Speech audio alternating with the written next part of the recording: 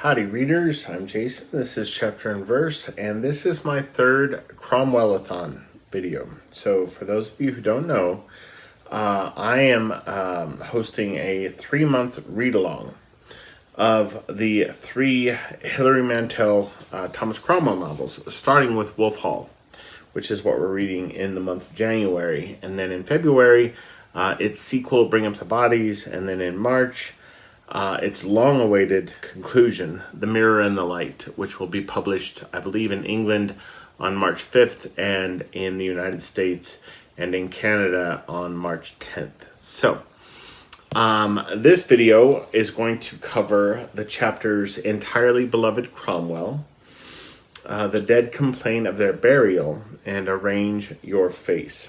I finished my reading for this week early this afternoon, and I took quite a few notes. I have some pages marked, as you could see, from my little sticky tabs, my little Post-its.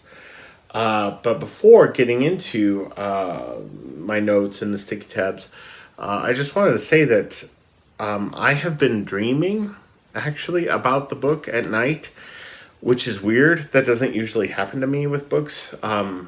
It happens so infrequently, in fact, that I can't remember the last time I dreamt about a book that I was currently reading. But yeah, the other night I had a dream. I've actually had 2 dreams about it, but I don't remember the second one very well, so I can't really talk about it. But the first dream I had, I was scheduled to go and talk to a Rotary Club about Cromwellathon, and which is kind of a funny thing in and of itself, just because I used to belong to a Rotary Club and I don't anymore for numerous complicated reasons. But I do really believe in Rotary as an organization, and even the club that I belong to, I mean, did really amazing work. But in my dream, I'd been scheduled to go and talk to this Rotary Club about Cromwellathon, and then I found out that the Duke of Norfolk was going to be there, and I didn't want to go. And I told the person who had kind of, facilitated this speaking engagement for me. I told him, I said, no, if the Duke of Norfolk is going to be there, I'm not going to go. He's a dick. Like, he's a total asshole. So anyway, so that was my dream, like on Wednesday night or something, which I thought you guys would get a kick out of. But let's get into the book a little bit. So the first thing that I wanted to talk about is the character of Henry VIII. So I really feel like in this section, these chapters that we read for today, for this week, that he has become rather a complicated character. And I have 4 chunks of text set aside discussing the complexity of Henry on page 211. So the passage that I have marked here goes like this. An unwelcome thought creeps into his head. What if you, Henry Tudor, were to be taken ill and fall at my feet? Am I allowed to pick you up? Or must I send for an earl to do it, or a bishop? Henry walks away. He turns and says in a small voice, every day I miss the Cardinal of York. There is a pause. He whispers, take the money with our blessing. Don't tell the Duke. Don't tell anyone. Ask your master to pray for me. Tell him it is the best I can do. And what I love about that is it reveals a kind of tenderness in Henry, this admission of his missing the Cardinal of York, and also, I mean, what that implies, right? A love of the Cardinal. But it also suggests shame at what he has done, at how he has been instrumental in bringing the Cardinal down. And it suggests a kind of embarrassment as well, right? The fact that he lowers his voice, right? He turns and says, in a small voice, Hilary Mantel specifies, every day I miss the Cardinal of York. There's a pause. He whispers, take the money with our blessing. Don't tell the Duke. Don't tell anyone. Ask your master to pray for me. Tell him it is the best I can do. But is it the best he can do? But just in that one little paragraph right there, I feel like Henry is deeply complicated, which is nice to see. Because in the end, right, this is Cromwell's book. Henry is a minor character. He is a supporting character in his own story. And then if we shoot forward 55 pages or so, on 266 in my edition, so the cardinal has died, and it says here, at Hampton Court, in the great hall, they perform an interlude. Its name is The Cardinal's Descent into Hell. It takes him back to last year to Gray's Inn, right? It's a reference to a kind of minor stage production that had offended Cromwell earlier in the book. Under the eye of the officials of the king's household, the carpenters have been working furiously and for bonus rates, erecting frames upon which to drape canvas cloths painted with scenes of torture. At the back of the hall, the scenes are entirely hung with flames. This is a childish, silly production in which Cardinal Wolsey is ridiculed.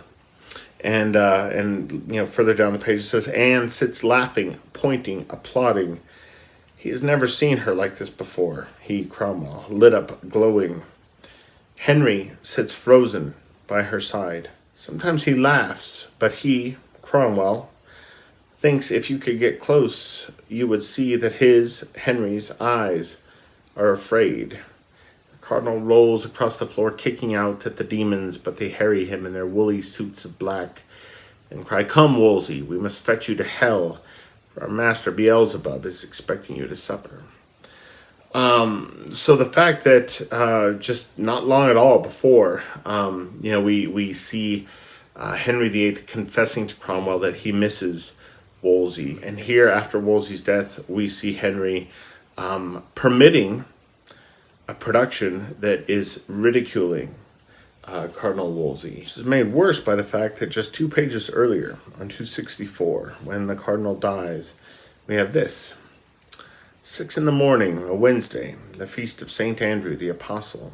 I, a simple cardinal, there left him and rode south to find the king at Hampton Court, who says to George, I would not for 20,000 pounds that the cardinal had died. That's the king talking.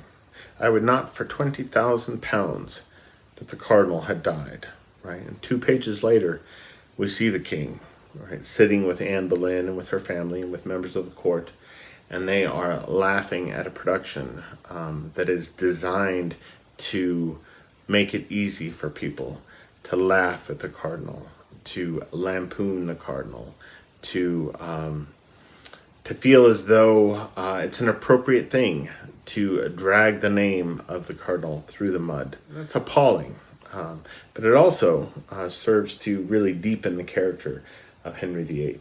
10 pages later, we have the scene where Henry has summoned Thomas Cromwell to his bedside in the middle of the night, because Henry has had a dream in which his brother seems to be taking him to task or making him feel guilt somehow, right? His brother, whose queen, Catherine of Aragon, Henry then married after his brother's death.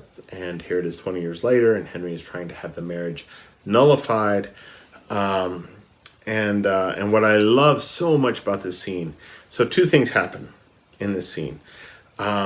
This is the moment when Thomas Cromwell becomes the puppet master, when he seizes his destiny, when he takes absolute control over the council of the King of England. And but what it does for Henry and Henry's characterization in the book is it shows us a Henry VIII who can be malleable, who can be the clay, right? Who is open to persuasion, who can be shaped and formed according to Cromwell's wishes, right?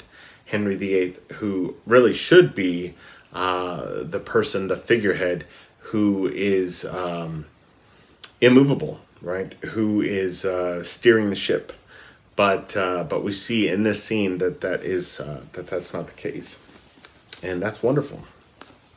It's great writing. The next thing I wanted to talk about are, again, further examples of those lines in the book that mean one thing on the surface and something much deeper and occasionally much darker the more we kind of dig into the lines that on first reading a person might just slip past without actually seeing the significance of what Mantel is writing. On page 239 in my British edition here, we have a section of text that ends with this. It's time to bring the girls into the family business. Joanne complains of her daughter's poor sewing, and it seems that transferring the needle surreptitiously into her wrong hand, the child has devised an awkward little backstitch, which would be hard pushed to imitate.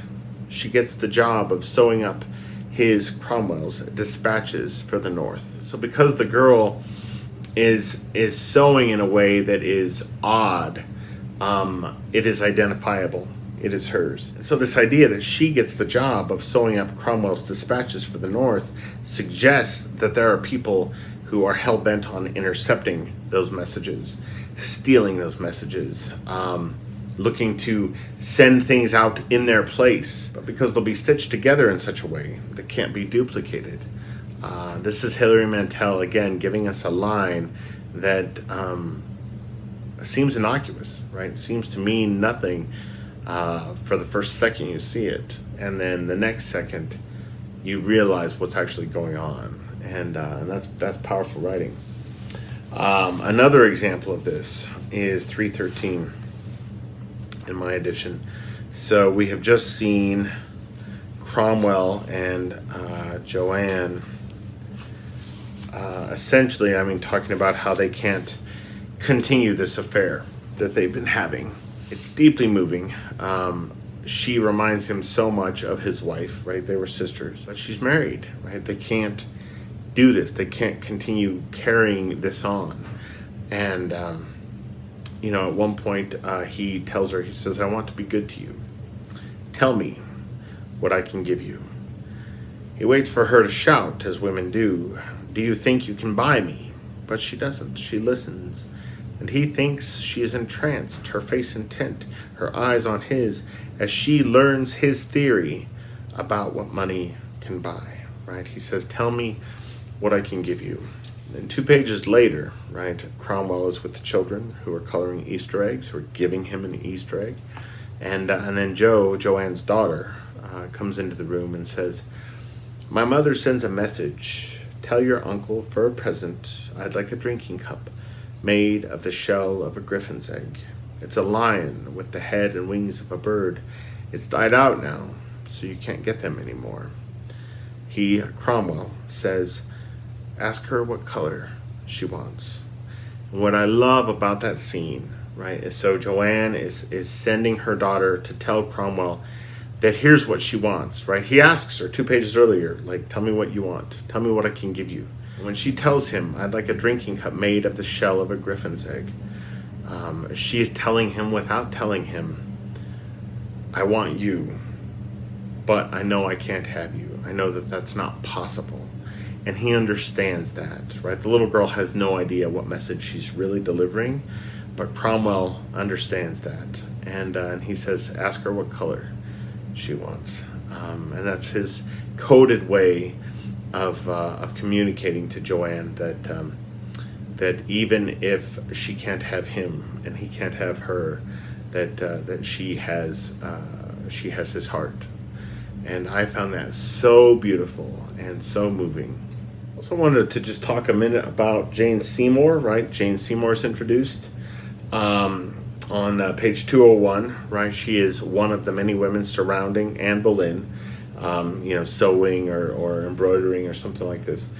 And she doesn't speak. 244, right? About 45 pages later, we see her in conversation with Thomas Cromwell.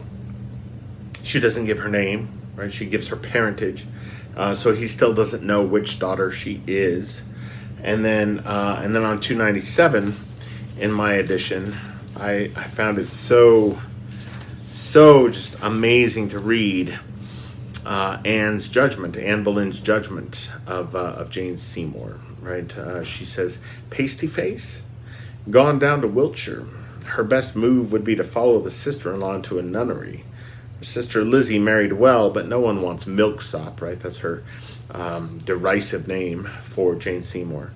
And now no one will, right? And now no one will want Jane Seymour, right? Famous last words. Just saying. Got my Henry VIII mug here, right? With Henry VIII and all of his wives. There's Catherine. There's Anne Boleyn. And then, spoiler, there is Jane Seymour, out of focus. So, yeah, it's fascinating to see Anne Boleyn talking about her in that way, right? Calling her milksop and saying that nobody could possibly want Jane Seymour. Even though I think that Thomas Cromwell has some interest in her as a possible wife for his son, even as a possible wife for himself, right? He seems to be drawn to Jane Seymour in some way. And then there was a line on 261 in my edition that I really, really loved, right? And so this is when Cavendish is speaking to Cromwell about Wolsey being taken away and imprisoned and eventually dying.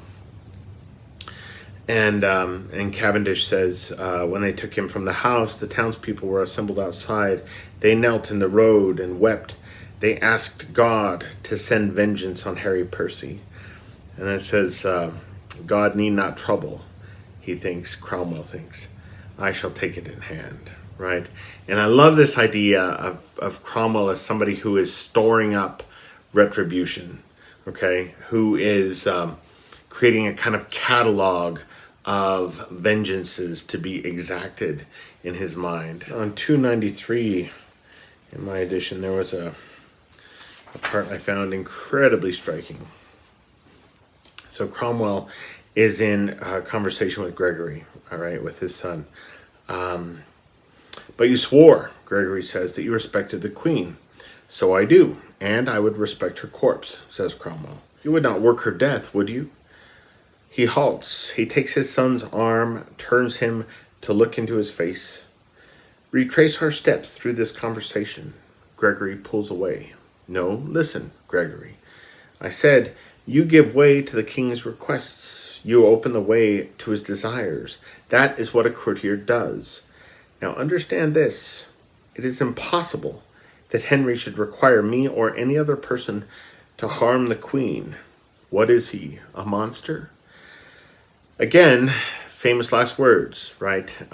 We know more about Henry VIII and what he's capable of than Thomas Cromwell does in this moment, in this scene. So even if Henry is not a monster, he is clearly capable of monstrous things, right? We haven't seen that yet, but we know what's coming. And I just find it fascinating to recognize in the character of Thomas Cromwell this blindness to monstrous tendencies. And then the last thing I wanted to talk about was just another couple examples of her absolutely exquisite prose, right? Needle sharp prose in this book. And the first section that I had marked is this.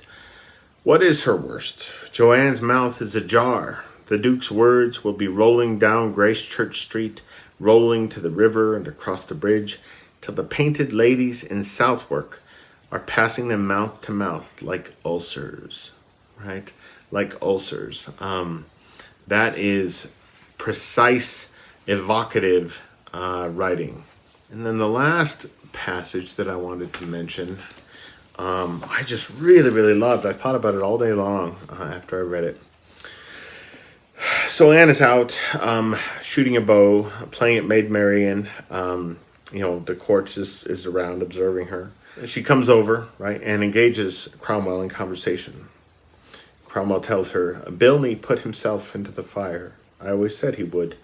He recanted before and was let go, so he could be granted no more mercy. Anne drops her eyes. How fortunate we are that we never come to the end of God's, right, the end of God's mercy. She seems to shake herself. She stretches her arms. She smells of green leaves and lavender. In the dusk, her diamonds are as cool as raindrops. And what I love about that is even before we get to the part about the diamonds being as cool as raindrops, right, in the dusk light, and you can see that. I mean, it's so clear. She smells of green leaves. So that is a bit of writing that is as much about temperature as it is about scent, okay? When we smell green leaves, somehow the scent of them puts us in mind of coolness, right? Of the air temperature dropping somehow. And so then the fact that Mantel then writes, "In the dusk, her diamonds are as cool as raindrops."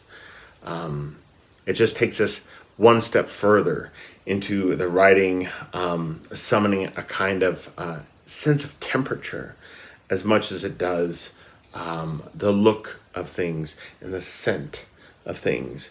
And that is marvelous, right? That is world building in the best, most subtle way. And I'm just thrilled that this book is full of it. It's absolutely full of writing like that. It doesn't get old. It's absolutely thrilling.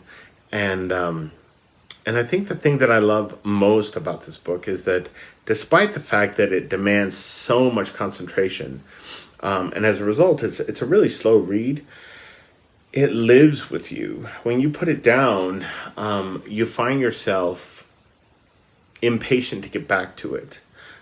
You find its world and its characters and its storylines and its intrigues unfolding in your mind further, right? It's like the unfurling of a banner somehow in your mind and in your heart.